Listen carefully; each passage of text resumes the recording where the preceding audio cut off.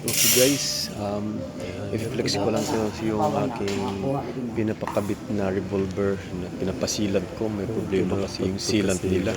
Hindi sila masyadong, parang tipis sila sa sealant guys. Hindi ko kasi nabantayan eh. Ngayon nakita after 4 days, pumuputok, at saka nagka-crack siya. Gusto ko sanang ibalik doon, kaso gawin pag ganun pa rin gagawin nila guys.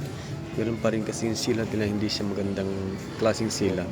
So ang ginawa ko, pumunta ako sa aking pinsan na gumagawa ng mga aluminum at saka glass. Pero siyang parang glass na aluminum installer. Dito ako nagpapasilan guys. Ganito dapat ang gagawin nila guys. Hagod. Tapos ginamitan niya ng plastic yung likod ng sealant mismo. Ihagod mo, haguran ng kamay para madiin yung sealant sa loob. Karoon ng laman para hindi siya puputok or nabibitak. Tsaka malinis yung gawa nila.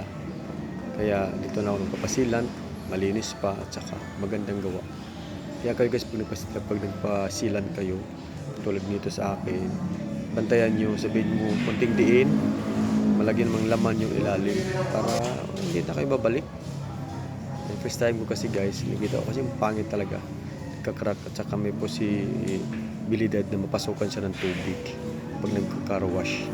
Kaya ito guys, ang ganda ng pagkagawa nila. Saka talagang maganda, matibay.